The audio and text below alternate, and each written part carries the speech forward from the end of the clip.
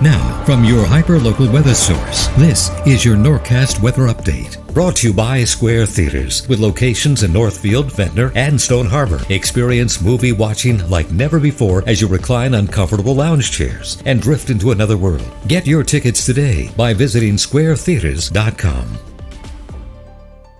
Well, this afternoon we made it to a high of 84 degrees at our official observation site. Areas closer to Marlton, I know, made it right around 90 degrees this afternoon, but the majority of us here in South Jersey were sitting in those mid-80s, and we did get down to a low of 62 this morning. Right now we are sitting still in the 70s for the majority of us and hanging on to the 80s up in Marlton and Media, and we still have that nice easterly breeze coming off of the ocean, keeping us a bit cooler towards the shore in those low to mid 60s. But for tonight, we are going to see the chance of a couple of isolated showers, but it's really only a 20% chance through the overnight hours. I mainly think that clouds will continue to increase, but definitely temperatures are going to stay mild in those low to mid 60s. And heading into the day tomorrow, we have a slight risk of seeing severe weather. We could see gusty winds up to 60 miles an hour, quarter-size hail, downpours with some of these cells. It's not going to be widespread downpours, but some of these cells that do move through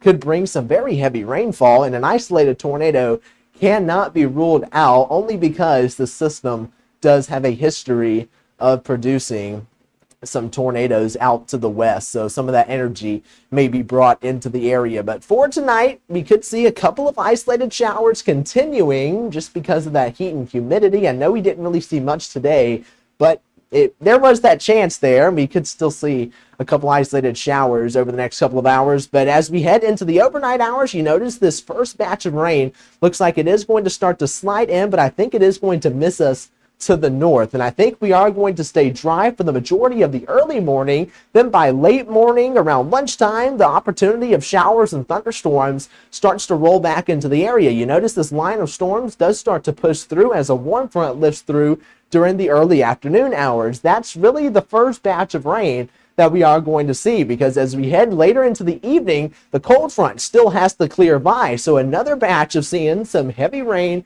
and strong thunderstorms is going to move through, and I believe that these storms later in the afternoon are going to pack the biggest punch with the heaviest of rain and gustiest of winds. But it really all depends on how much energy is used with that first batch of showers and storms. So it's definitely something that Nick and Brittany will have to continue to keep a very close eye on heading throughout the day tomorrow. But temperature is also a little bit cooler in the upper 70s because of all the cloud cover and showers that will be around. Then heading into Tuesday, an isolated chance of a shower early on in the morning as that system does clear by. Then by Tuesday afternoon, we are going to be mostly dry, and we're going to continue to stay dry for the remainder of the work week and into next weekend, with temperatures staying in the low to mid 70s. I'll be back with one more update tonight around bedtime.